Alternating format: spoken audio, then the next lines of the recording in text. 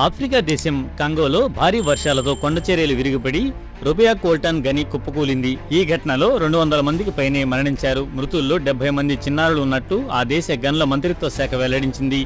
ఈ గని తిరుగుబాటుదారుల ఆధీనంలో ఉంది. అయితే బాంబులతోనే ఈ ప్రమాదం జరిగిందని, కేవలం 5గురు మాత్రమే చనిపోయినట్లు రెబెల్ గ్రూప్ ప్రకటించింది. అయితే మంత్రిత్వ శాఖ చెబుతున్న మృతుల సంఖ్య వాస్తవం కాదని M23 రెబెల్ సీనియర్ అధికారి పానీ కాజ్ తెలిపారు. ఈ మైనింగ్ కూలిపోవడం కాదని, బాంబు దాడుల వల్లే జరిగిందని చెప్పారు. 5గురు మాత్రమే మరణించారని పేర్కొన్నారు. మరోవైపు స్థానిక కార్మికులు మాత్రం 200 కంటే ఎక్కువ మంది చనిపోయారని చెబుతున్నారు. ఆ ప్రదేశంలో 200 కంటే ఎక్కువ మృతదేహాలను వెలికితీసినట్లు గని కార్మికుడుగా పనిచేస్తున్న ఇబ్రహీం తాలుసే తెలిపాడు. గనుల యజమానులు మరణాల సంఖ్యను వెల్లడించడానికి అంగీకరించడం లేదని చెప్పాడు. భద్రతా ప్రమాణాలు పాటించకుండా, ఎలాంటి నియంత్రణ లేకుండా ప్రజలు ఎక్కడ పడితే అక్కడ చేతులతో తవ్వుతున్నారని స్థానికులు అంటున్నారు. అందుకే ఈ ఘటనలు జరుగుతున్నాయని చెబుతున్నారు.